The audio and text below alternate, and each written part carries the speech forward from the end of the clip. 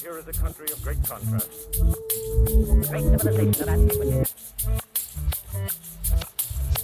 A foreign country a step away. It's the Casa de Cavazos. It is February 6th, 2025. Justin here in Chicago. Ada and Nathan in Westlaco, Texas. How's it going? Who's hosting the Super Bowl? Me. But I don't know if Nathan's coming because he hates Patrick Mahomes and there's some drama related to that. What? There's still another game? I Yes. thought the season was over. Come on. The Eagles might win the Super Bowl. You got to watch. Exciting for me, possibly not exciting for Nathan. In other news, I just wanted to let you all know that I'm in a new phase of my life. That is the phase where your child plays their music in the vehicle and you have to just put up with it. If she plays music and she asks if I want to listen to it and I say, sure. And then I'm like extremely stressed while I'm driving because some of the music is just like what I imagine my parents thought about my music. Like it's just like fingernails scratching on a chalkboard kind of stuff sometimes. How's it sound? It's like it's like that. Have you listened to the songs? Because it sounds like that. I was in the car. Okay. Yeah.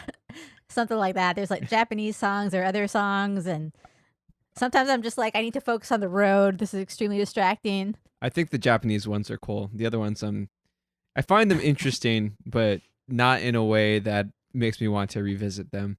Yeah. I was like telling like some friends when I came back to Chicago after visiting you all, because that's where I first heard these songs. I was, like my niece, she's starting to listen to Japanese music and she's finding some cool stuff, but other stuff like it's just interesting. And they said, well, let's listen to it. Let's try it out. Let's hear it. And immediately they were like, I don't think I like this. Well, right now she has a playlist and we're listening to the same playlist every day. Like I'm going through the exact same part of the road and listening to the exact same music. And I'm like, oh my God. I'm like, I can't wait till I drop her off so I can put my music. You're not in the situation with Nathan and his daughters where they just want to hear Roses by Outkast all the time. What? I haven't heard that story. It sounds made up. It's definitely not made up. What? Now it's Roses, Elmo's song, and Daniel Tiger's If You Have to Go Potty. Very weird trio there, but that's every morning on the way to school. I know. I feel like there's some connective tissue between I Have to Go Potty and Roses. They smell like poo poo. Wasn't there a period of time where Peaches from the Super Mario Brothers movie was on heavy rotation? Oh, yeah. That was actually a pretty good song. Yep, and they ended up liking Peaches from the Presidents of the United States after that. Do you know that the music video has ninjas in it? I got to watch it now. When the guy says, "Look out!" ninjas come out of the tree. It's very low budget. Yeah. Apparently, that band's called the Presidents of the United States of America, and I think the lead singer is this bald dude. Apparently, after music for them cooled down, he started making music for porn. What? How would you find this out? I was just like, I wonder what that guy's up to, and then you Google him, and you're like, oh, he's giving an interview about how to make music for porn. Crazy. I have not seen any of his work, if you're wondering. That sounds made up also. Is that what's going to happen to you? You're going to be like doing a porn podcast after this if it doesn't work out? Who says it hasn't happened already? So last time we talked a little bit about the NBA trades, and because I was a little bit slow on editing the podcast, I did say in the pod that when the pod came out, it would be outdated by the time it came out, because a lot has changed since that initial podcast where we were talking about that Luka Doncic and Anthony Davis trade. What are you all hearing? Oh, I'm hearing that Luka didn't want the trade. All speculation that he did want the trade, possibly wasn't going to sign the extension, was not true. Yeah, when he had that press conference, he was like, of course, like why would I not sign the Supermax? It's their decision. I'm surprised that they traded me. I feel like some of the coaches too are surprised by it. I saw an interview with JJ Redick where he didn't know it was happening until the day of. Well, Luka didn't know till it happened. He said he was going to sleep and then he got a call. And I think he also didn't believe it initially. Did y'all see Jason Kidd's reaction at the press conference? He was like, what the fuck? Like he's just like, I think I looking mentioned it in the down last and- pod that his face just looked weird. Like, I don't really want this. Hey, he's a competitor. He just looks that intense all the time. Although I did hear a podcast where they talked about Nico Harrison and Jason Kidd and how they both wanted the same thing Uh-huh. and they had the same vision for the team. So I'm not sure what the truth is. Was Jason Kidd on board or was he not? Because his face looked like he was not. I don't know. Jason Kidd seems to be one of those guys who's really into effort and defense. Have you heard Yeah. like the old Milwaukee Bucks stories about how he would berate people? I haven't. It was crazy. Like he made them practice on Christmas. That's weird. Did they at least get to open their gifts before practice? Nope. What? You don't get to spend time with your families. Are you sure? Did he fact check that? It's in a book. Someone who wrote a book about Giannis was talking about the early points in his career, and they detailed some of the anecdotes about Jason Kidd. I gotta check that book out. He's what JJ Redick would refer to as a basketball sicko. Or psycho. No, JJ Redick says sicko. No, but I decided to say psycho. Still a weird trade. Who knows how It it's going is. to turn out? But the Lakers shored up. The big question that we had was, who is their center going to be? They traded away Dalton Connect, who we thought might not be someone who was moving, their first round pick from this year, for Mark Williams from Charlotte, who has had some injury issues, but he's a decently solid center with a solid PER, playing for a pretty bad Charlotte Hornets team, and actually is younger than Dalton Connect. Interesting. So do you think that they're going to win the championship now? No. Because I do not want LeBron to win a championship. And I also don't believe that LeBron is a championship player at this point. The Ooh. defense is going to be really bad with him and Luka. I do think that LeBron knows that he can't be the best player on a title team anymore. We had talked a little bit about Anthony Davis getting snubbed from the starter selection for the All-Stars in favor of LeBron James. LeBron called AD their best player in an interview pre-trade. He knows. I don't know if he knows. He has a big ego. Speaking of trades, so Jimmy Butler goes to Golden State. Who do you think has a better championship possibility? The Lakers or Golden State at this point? Well, that's a tough one. Like the Lakers were already playing decently well. It looked like they had found something before that trade. I don't know how much this trade makes the Lakers worse versus the Jimmy Butler trade making Golden State better. That's a huge gap between them in the standings. Yeah. Well, Jimmy Butler's the legend. If he starts playing with his motivation that he usually has during the playoffs, I think that could be really good with him and Steph. And they kept Kuminga. They still have a pretty good team. And you no longer have Steph having to do everything himself. Yeah, but is it enough to leap over the Suns, the Kings, the Mavs, the Wolves, the Clippers, and the Lakers? So how far behind are they the plan? Well, they're tied for the last play-in, and they're only 5 games back of the Lakers and Nuggets anyway. So I mean, So they're that's not that far back. But what I'm saying is, like, do you think that these moves make LA that much worse and Golden State that much better? Is Jimmy Butler that good? Is he going to take that much off Steph Curry's shoulders? It's an interesting question. I kind of feel like it could work out pretty well for Golden State. But I would guess at this point, because the Lakers are several games ahead, that they'll probably do better this year. And also Golden State's defense will probably suffer a bit too, even though Andrew Wiggins was kind of down offensively. Jimmy Butler is not the defender that he used to be. Yeah. And that's a huge loss. Actually, Andrew Wiggins is probably a bigger get for the Heat at this point in terms of resetting their culture. Okay, so you're saying the Lakers found something, and I kind of like immediately in my head was like, no, they haven't. They've gone through a really weak schedule right here. So they were 20-17 before this little run. They only have 3 impressive wins, in my opinion, which is Boston, the Clippers, who have also moved players at this point, and New York. That's it. They beat Miami, who's been in disarray, Brooklyn, Washington twice, Golden State, Charlotte. I mean, did they really find something, or did they just get a soft patch of the schedule? That's entirely possible. The narrative was that they had found something. But yeah, you do bring up a good point with how soft that schedule has been. Who knows how it will hold up. Maybe that's why Pelinka felt like they needed to make a move. It's also weird to depend on the 40-year-old as a key piece. It's weird. I mean, LeBron could tear his Achilles or blow out his knee like any day now. Yeah, that's why you get the chain smoking 25-year-old. Is he a chain smoker? Sorry, chain vapor. Is he a chain vapor? Is this confirmed? Have you seen the pictures of Luka Doncic vaping? I have not. But it does seem weird to try to sell it as, oh, he wasn't conditioned enough. His diet wasn't good enough. I mean, that's also Nikola Jokic, right? And he's still got them a championship. So that's kind of weird to give up on someone over that. But Jokic doesn't get hurt nearly as much as Luka does.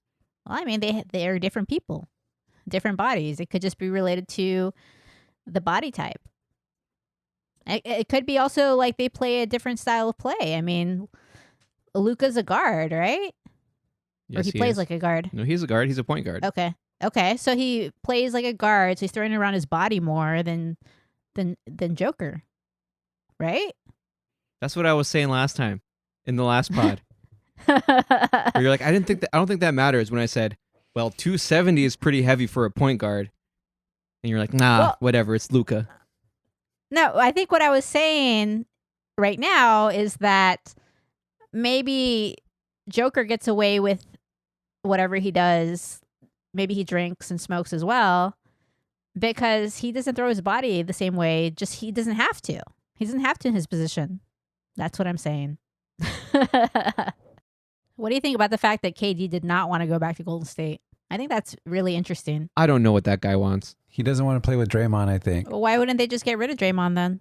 I'd get rid of Draymond for KD Draymond is super important to them and their Is he? defense and their ball flow with his backpack threes. and his suspensions and his flagrant fouls. Yeah. I don't know. I don't know what KD wants. KD reminds me of the last full season of The Bachelorette that I watched was Hannah Brown's season.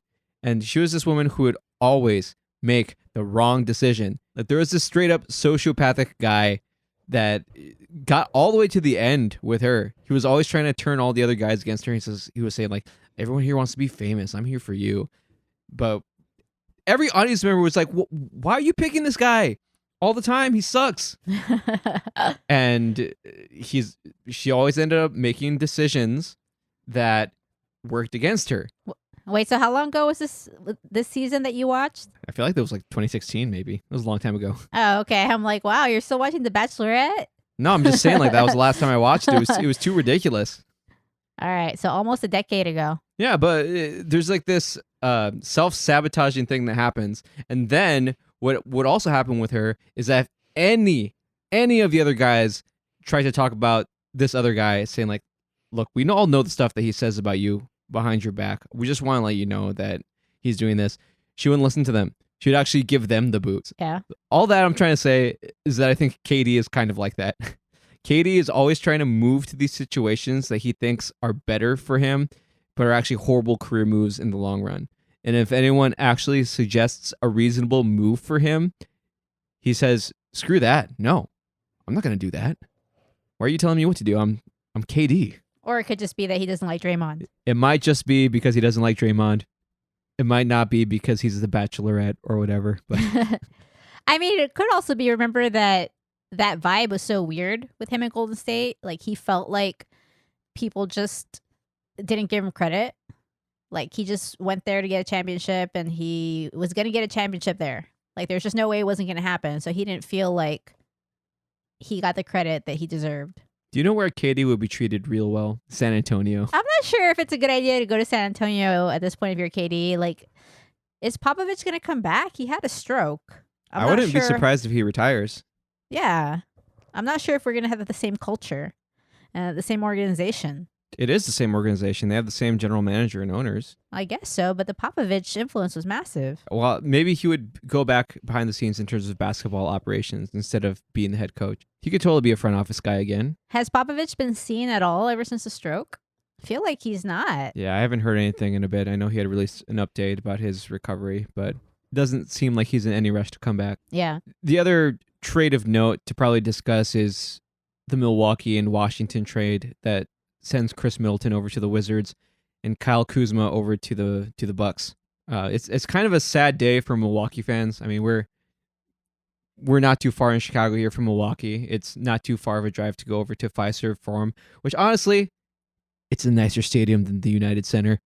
It's also like a nicer area around it. United Center, there's like no restaurants, there's no bars around it. So once you're done with a concert or a game, you just kind of got to go home. The Deer District by where Fiserv Forum is has restaurants and bars. There's this whole plaza that you can hang out in. It's pretty cool. They really loved Khris Middleton out there in his 12 seasons with them. He was Khris, Khris. So his nickname was Cash, Khash. Whenever he would score a bucket, they'd play that song that was on the Apprentice. You know that one that's like boom, boom, boom, boom, boom, dun, dun, dun. Oh. Every time he scored, they would play that. I'm Nice. sure they're gonna miss him, but he was just hurt so much of the time. He was super important to that championship run that they made, but it was really hard for him to get back to it. So you think it's just injuries and that he's aging and they thought it was a good time to move him? And they get Cuz back, or Kuz. Kuz or Cuz? Kuzma. Do you think his name is Kuzma? No, I call him Kuzma, but I wasn't sure if people just called him Cuz or Kuz. Kuzma. I mean, how good is Kuz these days? He's not having a good year right now. Okay, then what was the purpose of the trade if they didn't get something good in return? Just like getting rid of the salary? They did get something good in return. Kuzma's a good player. Well, I thought you just said he wasn't that good this No, year. I say he's No, not Justin said having that. a good statistical year offensively. Okay. But I think the trade's just about Middleton being healthy, because whenever he's Yeah. out there, he looks pretty good. But I think they've reached the point where they need him to be 100% in the postseason. And at this Yeah. point, it's more likely that Kuzma will be available for the postseason. And he's a guy that can give you 20, sometimes 30 points. So, I mean, I guess he had Yeah. to make the move, but I think he's going to be a buyout candidate. Who, Middleton? So, I mean, I've heard that if that happens, teams like the Mavs, of course, I'd imagine the Warriors too, probably Lakers would all be interested. I don't know. Maybe Milwaukee can bring him back. If he gets bought out, that would be super weird. I think with Kuzma too, I think they're making this move with their competition in mind. They got to go through Cleveland. They got to go through Boston. Both of those have really, really strong wings. And if you don't have the length and the health to bother them, then you're done. If they can't rely on Middleton being healthy during the playoffs to have a body on Tatum or Brown, then they're toast. They have no answer. So I think that's another reason why the Kuzma part is pretty big for them. I call him the Cuz or the Kuz.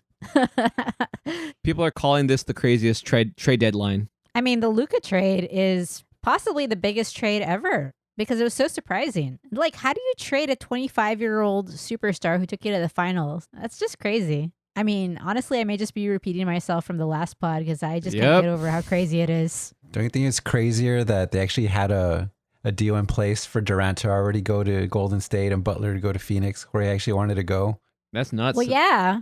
And that's what I'm saying. I don't understand why KD refused to go to Golden State, but I can see some theories, like maybe not liking Draymond, or maybe just didn't want to go through that whole situation again where he didn't get the credit, or he felt that he didn't get the credit he deserved. He blew it up. What do you think's going on over there in Phoenix, though? Because Ramona Shelburne was saying that it was like pretty toxic and shoot around yesterday before the trade deadline, because everybody was kind of just like on pins and needles, wondering like who's gonna move. It feels like that was the story with the Lakers every trade deadline. People would always be stressed out about not knowing whether they were going to get traded or not. That's every LeBron team, sir. Every LeBron team for several years now has been like that. But I feel like Phoenix has, I mean, they still have the roster to do something, so I don't understand what's going on out there. I mean, I guess Beal just hasn't been what they thought he would be. Well, they're playing 500 basketball. 5-5 in their last 10. They're 25-25. And what, the only meaningful move that they made was getting off of Nurkic. They got Cody Martin and Vasilije Micic. Is that That right? sounds like it's probably super wrong. We need to learn how to pronounce names. I don't know. So who knows what that team is going to look like. I don't know how much that changes for them. It sounds more like they're just trying to get off of Nurkic's contract at that point. I read that basically Durant's gone in the summer. Well, I don't know how they meaningfully get better with all those contracts and taking on the Beal contract. Yeah. I mean, I really like KD. I wish he had found a better situation. I think he made a massive mistake leaving Golden State. I understand that he just felt like he was trashed because he went there. The whole thing about credit. But I think that was a massive mistake. What do you think his career would have looked like if he stayed? 2 more titles. Then you go to Brooklyn. Kyrie's being weird when he's there. Then you end up going to Phoenix and just never worked out with the other players that they've put around him. So how do you think Kyrie's feeling about all this? The reports are coming out. Well, I don't remember these conversations happening in 2018, but folks are being reminded that Kyrie did want to play with AD. He wanted AD to go to Boston back then. I don't know. I think he's probably satisfied. I mean, gets to play with another star, a little bit better defense. Probably hurts to lose Luka because, I mean, they were a really good combination. But, I mean, they've put together interesting package of players once they got rid of Luka. So I think he'll be okay. I think he's kind of at peace. He knows where he's at in his career at this point. I mean, Dallas does have a really strong and deep team. So maybe losing Luka is not as terrible as we think it is. In the short term, it's not. But like I said, everybody's bashing them. It's going to be, what are you going to do with AD and with AD, Clay, and Kyrie? Because they're all over 30. So you got to win pretty quickly. Yeah. Within 2 years and stay healthy. They got a solid front court. They have a couple of guys for their future that they're excited about. I mean, no one of their stars caliber, but they got some pieces. I mean, they're going to be really hard to deal with defensively. I mean, that's for sure. They got a ton of size. Question is, does AD bring their offense up? I think they're saying that before Luka went down, they were ranked 4th in offense, and without Luka, they dropped to like 17th. Yeah. So does AD bring them back into the top 10 in offense? Well, they already do have quite a few shooters, so they are spreading out the floor. Maybe having it a big interior threat is something that will benefit them. Maybe it will change things. I don't know how much of it will be a better or worse question versus just different. The stats will tell us for sure, but it just sounds like they're going to need to adjust a lot of things because their offense is going to look very different. Well, we'll find out pretty soon. We're starting to get towards the end of the season. Playoffs are coming up fairly soon, and maybe it'll be really exciting, and we'll get answers to a lot of our questions. Soon? We got like 4 more months. I feel like it's coming soon. 3 more months? Don't they start in April with the plan? Well, fine. 2 more months. Yeah, come on. Plus, with it's the All-Star happening break, soon. it's gonna move pretty Exactly. quickly. There's a big player about to hit the buyout market. Justin's personal favorite, Ben Simmons. Oh man, the greatest Australian basketball player of all time. The All-Star game's next week, huh? Exactly. We'll do our half marathon, and then we'll watch the All-Star game later that day. Stuff our faces with barbecue in Austin. That'll be the dream. Let's see what else is going on next week. I feel like there was something else that you guys were doing. Oh yeah, how's the half marathon training been going? I'm wearing my Chicago half marathon shirt that I got for the only half marathon I ever ran. It's going. The weather down here is already terrible. And I'm going to try to do a long run tomorrow and hope that it's not super humid. But I kind of feel like I need to push through it regardless by Sunday at the latest. So we're going to get that 8 to 10 mile run at some point in the next 3 days. You're going to get injured. I am not going to get injured because I am now extremely strong. But I may be completely soaked in sweat. Famous last words. Completely soaked because it's that hot and humid already. Have you figured out in your training what the kind of limits of temperatures are that you are willing to run in? I think the humidity is the biggest issue. And if it's 70 and there's a lot of humidity, then it's not good. So what if it's like 90 degrees but dry? Still not good. Hot and humid, not good. When we were training for that half marathon in Chicago, I didn't know this about myself, but I found out that in a training cycle, the lowest temperature I was willing to run in was like 27 degrees Fahrenheit. I've actually run in less than that, and I like it. It sucks. Why? Well, you got to put so many more clothes on. Even if you have gloves, like your fingers get cold. It's not like you can make your toes any warmer because you have to be wearing your running shoes. They got to be breathable. Yeah. The air is super cold and just like it hits your lungs super hard. Yeah, I don't have those problems. Well, what's so great about it? I don't know. The way that I breathe, I don't really get that cold air and deep into my lungs. And I also run pretty hot. Like my body starts heating up pretty well. So I never have problems with my feet. If anything, it's an issue of wearing too much clothes and I have to start like taking off layers. Yeah, so that's me. Damn you for not having asthma. So what kind of time are you going for? I, at this point, am not going for any specific time. It's been an extremely long road back because I started running, I would say, August of 2023.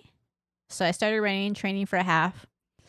It was a really bad training cycle because my ankles kept getting tendonitis. And then I finally solved that. And so I started running more, and then I tore like my groin muscle. So then I basically tortured myself in running the half with this torn groin muscle. And after that, then I learned that I need to get stronger. And so I've been working on getting stronger with a personal trainer. And I've been doing some runs, but just haven't had the time, and the weather is not great. So at this point, the goal is to beat my time last time, which is pretty bad. What It was was like the a time? 250. Damn. I had to walk quite a bit.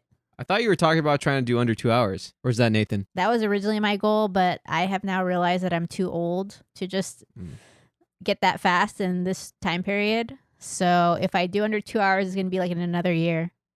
So my goal is to go under 250, which is a terrible time, and to not get injured. Those are my goals. That is the goal of a 43-year-old person. I'm sad at how my life has become. well, what are the goals of a 41-year-old person? I'm going for sub 2 hours. I feel like I should have hit it in Vegas. I didn't drink enough water, so I ended up at 2:03. But I'm pretty sure I can get it. Just got to get a few more runs in. And I don't feel that way. I don't feel old like my sister over here. I don't know. It could be the function of being a woman. I don't know. But it's been a struggle for me. Damn, being misogynistic against yourself. I mean, I'm not being misogynistic. I just feel like maybe there's a physiologic issue related to me, related to women at this age. I don't know. I don't know if it's the woman thing or it's the fact that your limbs are shorter. I have my stats from the half marathon that I ran with a torn groin muscle. So when I was running the first 3 miles, I already knew it was going horrible. My heart rate was going to like 191, and I'm like, yeah, that's not going to be good. My heart rate should not be at 191 that early. And I was also like, stop going so fast. The third mile, I ran a 10:57 mile, which is way too fast from what I was trying to do. Mm-hmm. So every mile after that, like I essentially got slower, and because I kept walking more and more. My last 2 miles, I was doing 15-minute miles because I was walking quite a bit at that point. I ran 2 hours and 4 minutes of actual running and 46 minutes of walking. That's what it took to get through it. And the whole time I was like, are you insane? Like, why are you doing this? See, I'm going to look up the Austin half marathon, females aged 40 through 44 last year. Let's see. Yeah, I don't know. What, you're claiming it's like a physiological thing as a woman? For me, it is. For me specifically, I have definitely had a lot of problems. Let's see. So let's guess that your time would be like 2:30 in this range. Last year, that would have put you at, damn, I have to scroll down so far. That would have put you at 228th place. Out of how many? Out of 533 women aged 40 to 44. Oh, that's not bad. So according to Garmin. Wait, hold on. I Okay. do want you to know that the top time was 1 hour, 25 and 38 seconds. That's like a professional runner in that something. category from Victoria Martinez Garcia. Okay, look her up and see if she has a sponsor. According to Garmin, they have a race predictor function. And according to Garmin, with all the stats I've put in, I should be able to do a 2:25 half at this point, allegedly. Okay. Still would be pretty, I guess it would be in the middle of the pack Yeah. for your age range, but I don't buy I'm a woman, so therefore I can't run like that. I feel like I lost a lot of muscle mass pretty easily. I think post-COVID, like I was super out of shape. Like I didn't really work out that much during COVID. And I think I just lost a crazy amount of muscle mass, and it led to it being a lot more hard to run and get in shape.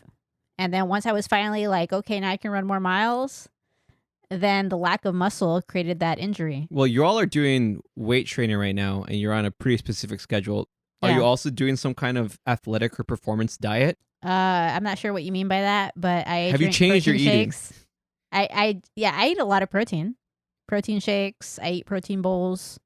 I focus on a lot of protein in general. Like my body is like looking great compared to how it looked a year ago. Like I am obsessed with my legs. Like I've never had legs like this before. But the cardio that you do at the gym is not equivalent to 13-mile runs. So that's the issue. I'm not sure how Nathan is still so good at running because I think he's only done like 5 runs already. So like for this training cycle. How many runs have you done? Like 3 or 4. Why? And the half is how many days away? Like 9 days away? Yeah, I'll be ready. Well, Nathan would also play basketball too. I feel like basketball is one of those things that has like this weirdly high hidden mileage sometimes, especially if you're playing full court. He's not been playing recently though. I don't know, maybe it's because he's a man. I don't. What do you want from me? I don't know what it is. Like, I definitely feel like I've had issues even before when I was doing Lift 4, which I think I was about 38 or so when I was doing it. There was like a massive difference. Like, I was getting almost rhabdo from doing the same workouts I had done before. And I'm like, I can't even do these workouts. Like, they're actually dangerous for me. So I don't know. Some kind of decline occurred with me. I'm not trying to be misogynistic. Some decline happened that's making it a lot harder for me. But I look great, so that's kind of more important. Yeah. Look great so that you can become the trash can post half marathon. Yes, I'm going to eat some extreme barbecue trash. It's going to be delicious in Austin. I'm actually going to get the barbecue out of the trash can. Oh, there's still meat on that rib. Let me at it. Speaking of people in decline, let's talk about Elon Musk. What kind of decline is he in? Mental, physical, financial? I think mental and physical. It sounds like Tesla shares have really been going down, partly as protest for people realizing that Elon's a piece of shit, and partly because people are starting to realize that Teslas are actually not good value for cars. They actually went down in sales in Europe. So there were some stats on that recently. So there were reports that Tesla sales fell 60% in Germany. Yeah. So people are starting to vote with their wallets across the world. Yeah. Well, Germany is especially touchy with any of the Nazi stuff. So the fact that he's cozying up to far-right parties in Germany and basically saying like, oh, Germany's too sensitive about their past. They need to look to the future. I don't think people over there like that. Yeah. Do you notice now that his X profile says White House tech support? I don't check in on him because I just see what he posts and it's so stupid that it just makes me angry. Is all the stuff that he's doing legal? No. Then how is it happening? Because Trump is an idiot and he is letting him do whatever he wants without being an elected official and without Congress allowing him to do what he's doing. So you're saying that Congress should be able to say something? I mean, they should, yeah, but the Republicans at this point have shown no spine. I mean, you can't just like make financial decisions without Congress. You can't just cut out programs without Congress. That's what he's doing, and no one's really doing anything about it. So today the story was, oh, he found all this fraud, like the U.S. government's essentially paying off Politico. It's like, if you look into it, that's not really what happened. So government agencies, the government in general, they purchase subscriptions to like news organizations, informative organizations. I guess they use it for their job in some way. Yeah, they also buy ads. And so they bought some subscriptions, but it certainly wasn't like the level of fraud that they're claiming. Yeah. And apparently, I think it was in the Washington Post, they noted that even Republicans buy these subscriptions. Yeah, the other thing was the USAID, that there were like $50 million in condoms that were earmarked for being sent to Gaza. But the math doesn't add up because looking at previous years, including 2024, it's like $60 million are sent by USAID worldwide for contraceptives. There's no way that they would be sending $50 million worth in condoms to one specific area. Yeah. So what do you think of the fact that USAID was apparently looking into Starlink? Do you think that's part of the reason that he has a vendetta against USAID? That wouldn't be surprising at all. Because Elon is a petty little man. Yeah, he's saying things like, oh, they're a criminal organization. That's why we're cutting them. I actually think he said he wanted them to die. Isn't that what he wrote on X? Yes. I don't know. I think it's crazy. Well, the citizens are already feeling it. I don't think anything's going to necessarily get cheaper. You can talk about all this quote-unquote wasteful spending, but when it comes down to it, a lot of the spending that is being frozen right now is directly for programs that impact the constituents that often voted for Trump. Well, and I also read that when we help other countries, it's not necessarily just to throw away money. It's to make alliances. Yeah. It's to make these other countries stronger in some way. So, they're not able to consider how this is a lot more complex than just a line item on a budget. Yeah. There is such a thing as diplomacy. Right. Well, I guess And not there's a anymore. reason for it. Well, there's a reason for it. It's not just random, I'm just going to throw money at whatever country so that they can have Sesame Street or whatever that story was. I mean, some of the USAID programs, for example, are about combating and keeping an eye on certain diseases in Africa and Southeast Asia. So that's what their folks there are doing to make sure that we don't have these uncontrolled outbreaks of things like HIV and Mpox. Right. And Yeah. some of it is about providing refugee assistance or some military assistance to places that would become a power vacuum for insurgents in some other countries. So what you're saying is it's kind of providing some stability to the rest of the world, and that makes the world a better place, and that makes the United States stronger, You would think. right? Wrong. I mean, the whole goal now is isolationism, which I don't think necessarily is going to work out well for us. We import so much stuff. We rely on things from other countries so much. Yeah. And not just that, like a stable world makes a more peaceful world for all of us, unless we're just going to stay in the United States and just not go anywhere else. I mean, isolationism, we all grew up as Jehovah's Witnesses. We don't practice that anymore. So sorry to our family members who are disappointed in that. How do you know that I don't practice it? You're making very, very crazy assumptions about me. You celebrate Christmas. You had a gigantic Christmas tree in your living room. I saw it. We had a Christmas gift exchange at your house. I'm just kidding. But what I'm trying to say is that growing up in an environment like that, I think, and getting out of it, you kind of become aware of how isolationism can keep you in one mindset. One of the strategies that they try to employ in that religion is to not have you talk to anyone or associate with anyone who is outside of the church, who is outside of the congregation, because they didn't want you knowing what was going on in the outside world. They didn't want you absorbing any ideas that weren't sponsored by whoever their governing body is. I feel like if we get more isolated as a country, it's going to be a lot harder for the citizens to even conceptualize that there is another way to do things. And there are a lot of folks who they're already isolated.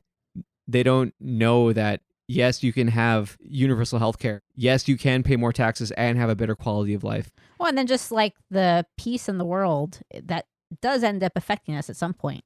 Yeah. I mean, I'm thinking about all of this stuff about basically trying to ethnic cleanse Gaza to get all of the Palestinians out of there and say like, oh no, like Israel will let them back in. Are you kidding me? Yeah. Israel will not let them back in. Not with all of that, military might the U.S. is putting behind them. No way. When the last 9/11 rolled around, I was interested, like, what? So, like, why did this attack happen? Was it because like we were doing like oil stuff, weird stuff in the Middle East? A lot of the manifestos about that 9/11 attack were specifically about the U.S.'s support to Israel in all of their foreign campaigns in the Middle East, including around like Jordan and Palestine. All I'm saying is that stuff like this is fuel for another attack to happen in the U.S. Yeah. People already have a low opinion of this country Yeah. outside of it.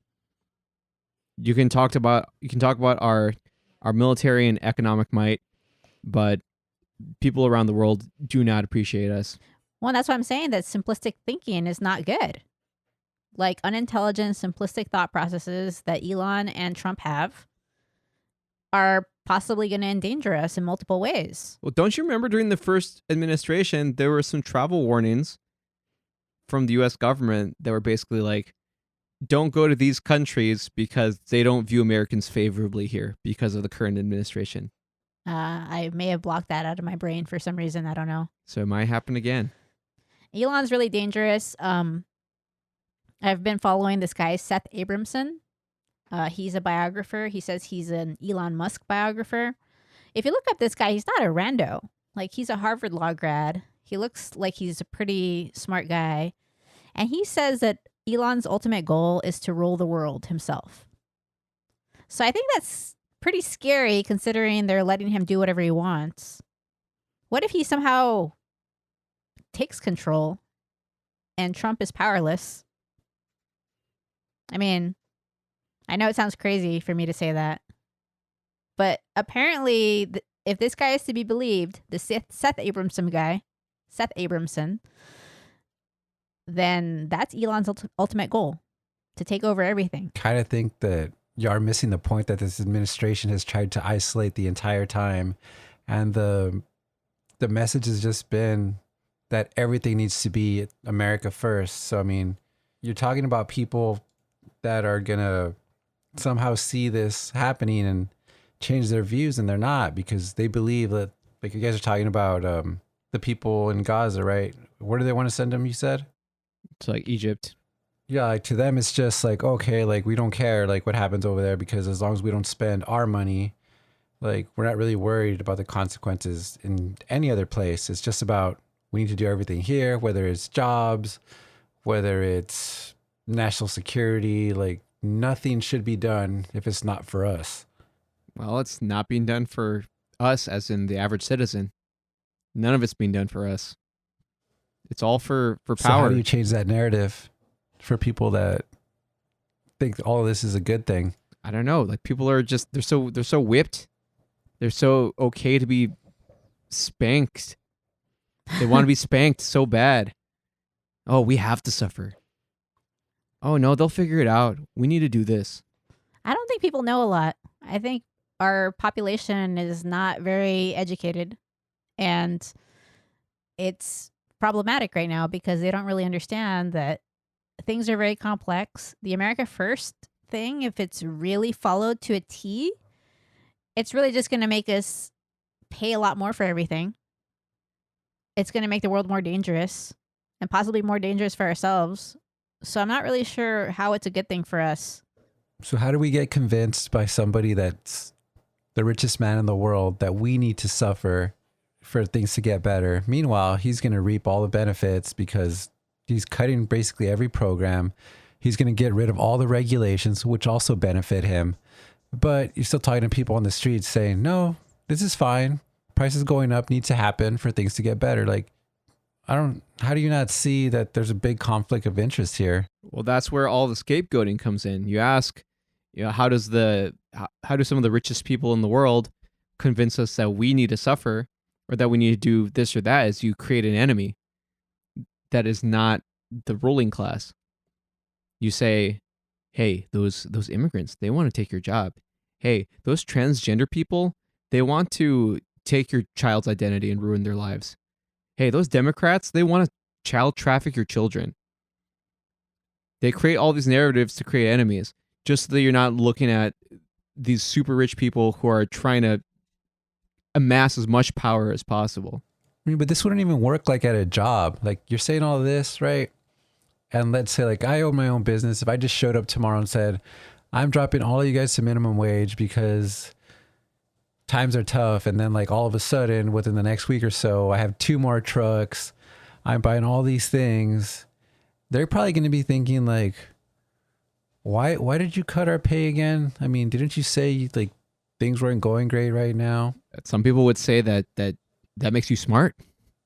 You deserve that because you work so hard for it. I feel like there are other countries where this would never work because they are a lot more educated. I feel like this country was ripe for just a stupid plan, like a takeover by some stupid people. Right. I mean, Sure, it's part of its education, but I think we just get told so much of the time that the American dream is about how you can make for yourself. yeah. To the point of even feeling shame that you need any help for anything. And in turn, demonizing anyone who does need help, even if the hard times that they've fallen on are temporary. Yeah. There's this American individualism that it contributes to our susceptibility to being tricked by these people in power. It contributes to our loneliness because we're supposed to do everything ourselves. every time. And it destroys our health. And it also contributes to people believing that we're going to get no taxes, like no income taxes somehow. I mean, we could certainly have no income taxes, but then what's going to happen? Our roads are going to be horrible. Yeah. You're going to have potholes everywhere. Our schools will be horrible. Schools will be horrible. Bridges are going to start falling down. A lot more burst pipes. Yeah. Water infrastructure. So a lot of these things, like, people don't really think about until they're no longer working. Law enforcement. You know? Yeah. So I think that's also a lot of the problem with what I'm seeing from Elon and Trump. A lot of things you think are redundant or excessive because you're not seeing chaos. You're not seeing disrepair. You're going to have to, like, take away our services, take away the redundancy, and then all of a sudden you're going to be like, oh crap, we needed all those things. Like, we needed all those air traffic controllers. Like, I mean, that's how everything works, even medicine, like the understaffing. The understaffing makes you realize how bad it is. If you have plenty of doctors, you're like, oh, great, you know, I'm not noticing anything wrong. But once you bring it down to a low level of staffing, you're like, oh my God, it's a disaster.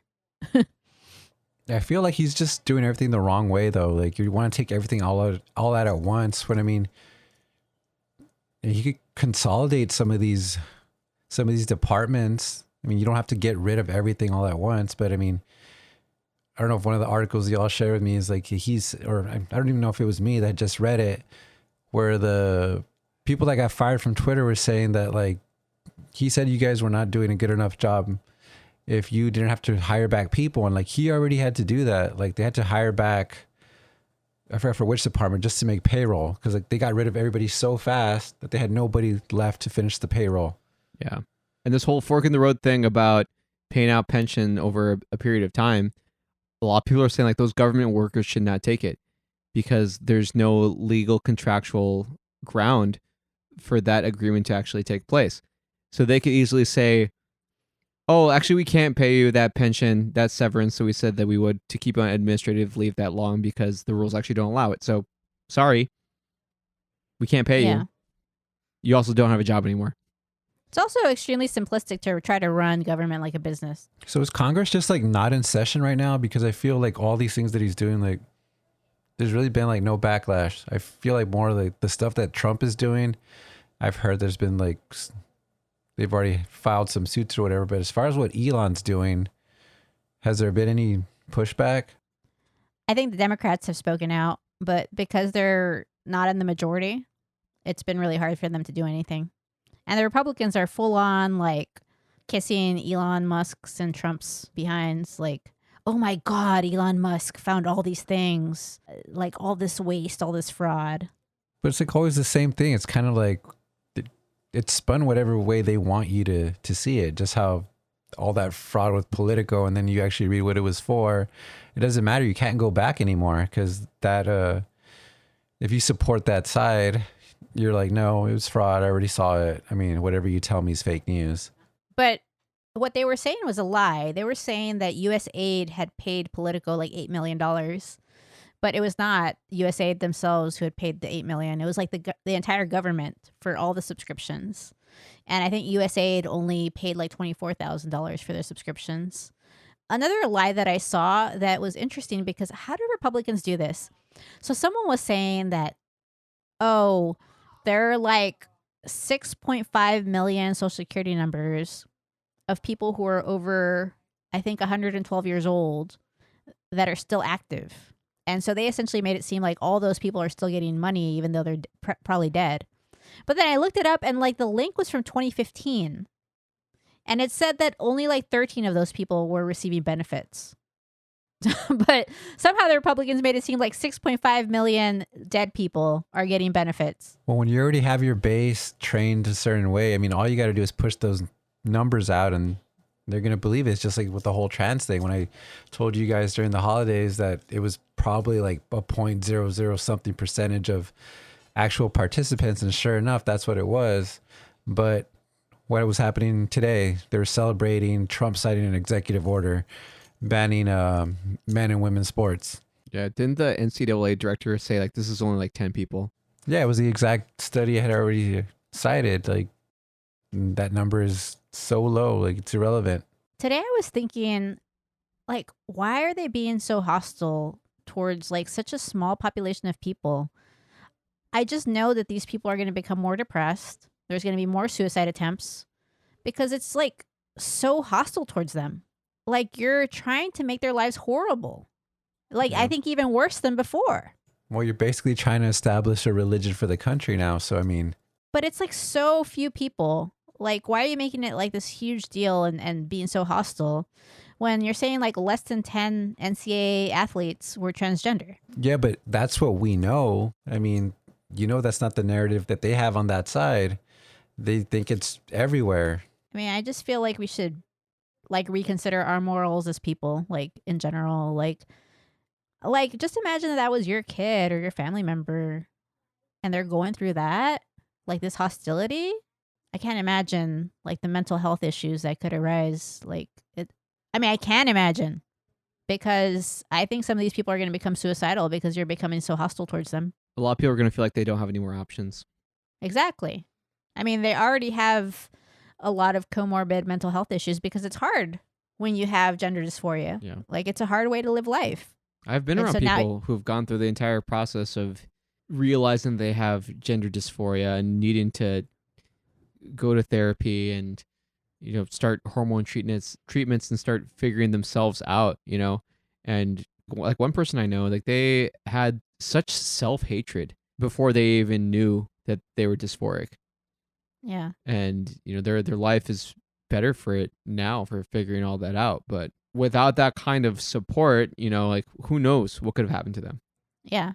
That exactly shows that these people don't like choose this like, oh, I want to be a transgender person because I want to be a bad person or something. This is a hard way to live life. You're not going to just choose it. It's something Yeah. that's within you. I mean, it's like the same thing with the idea that you could go get a gender affirming surgery. You could go to school and then come back same day and have it. Like, no, those are extremely, extremely invasive procedures for the most part, especially the bottom surgeries. People have to make a very concentrated decision on whether or not they want to go through with it, because it's invasive. Recovery times are very long. There are lots of ways that it can go wrong. It's extremely painful Yeah. in its recovery, and you have to go on a lot of consultations for it too. That's not something that you can make a decision of overnight. Yeah, that was a massive lie. That whole, oh, they just go to school and they come back a different gender. Like that was just ridiculous. Like how do people not fact check that? I mean, they probably did, but you got alternative facts. I don't know, just demonizing these people, like it's not right. It's not right to demonize people in general unless they're like Unless they're You Elon know, Musk.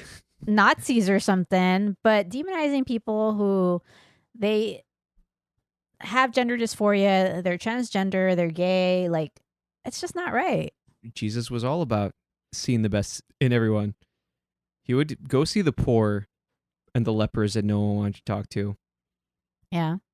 He would make prostitutes feel seen and cared for.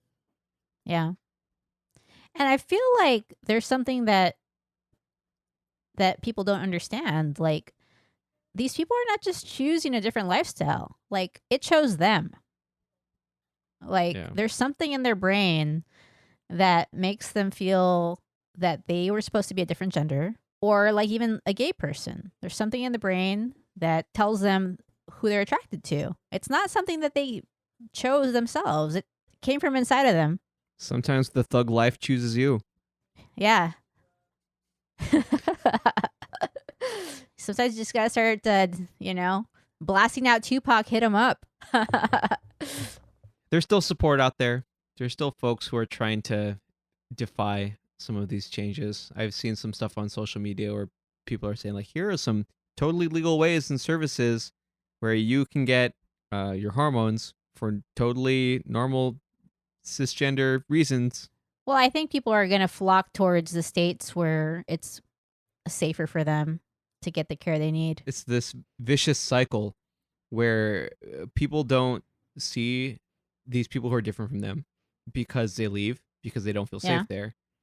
so they can continue relying on a narrative that someone else tells them, Yeah. because these people are not going to be in their lives. But then why are they going to stay there? Like the people that are different aren't going to stay there. When I see things on Twitter like a man who tells his kid, look at that insane transgender person, let's mock that person and laugh at them for being insane and mentally ill and ridiculous. Absolutely, they shouldn't stay. Yeah. I'm just saying that down the line, that just means that it's more likely for someone else to continue creating this image that doesn't exist. And then it's way easier for people to say, well, the Democrat city is like, it's just 50%. Like everyone's gay. Everyone's polyamorous in New York. Just one guy. Just one guy. That we know. Not anymore. Oh, yeah. Previously. I mean, I feel bad for everyone, honestly, because I don't think this is going to go well for us. There are no winners. But I particularly feel bad for those people that are transgender, that are gay. Immigrants. Immigrants. Brown people, black Yeah. people, Asian people. But I think the active hostility at this point has been directed mostly at transgender people and immigrants. And those are the people that are the most at risk. And I really feel sad for what they're having to go through. Well, I don't know. I feel like part of the American pride is feeling that you're not at the bottom, that someone else is at the bottom, that you have to be punching down on someone. And I think a lot of the people who voted this way, they're going to realize very soon that they're the ones at the bottom. But how are they going to react to that? Hopefully they'll snap out of it. It just doesn't feel like a very positive message, Justin. Like, once people feel that they're at the bottom, they're not going to react in a positive way. Well, sometimes you just got to say it like it is. I just feel like you're convincing me to move out of the country. It sounds like you don't need a lot of convincing. You're already part of the way there. I'm already driving right now. Drive straight into the ocean. Do you guys also think the military is like not going to recognize Hispanic Heritage Month since they decided to not acknowledge Black History Month? I think that's entirely likely. Yeah, it looks like they're basically not celebrating anything where you're not a white person. But what is the point of that in the military, though? The point of celebrating or the point of getting rid of it? The point of getting rid of it. I don't know. Well, I want to be more accurate. They don't want to celebrate anything related to not being a white man who is a Christian and straight. Like, I don't know how that makes your military better. I mean, the administration now could easily make like a white month. yeah. Yeah, just make a month for everybody. Let's do it. Let's do a white month. It'll be Founders Month. What would a white month entail? I don't know. Hamburgers. Hot dogs. I don't think we can say any of the real things. I think every day is Hispanic Heritage Day on this podcast. So we'll keep on keeping on doing what we do. We don't have any time to answer any mailbag questions, but if you have questions, casadecavasospod@gmail.com. Reach out to us. Give us your thoughts. Give us your feedback. We'd love to hear from you, even if you disagree with what we're saying. Or if we missed something. If we missed something important, we'd love to hear about it. Tell your friends about it. Rate the pod 5 stars on all of your platforms. Spotify, Apple Podcasts, iHeart, Amazon, wherever you get your podcasts. And we'll see you later. And next time you'll find out my Super Bowl reaction, good or bad.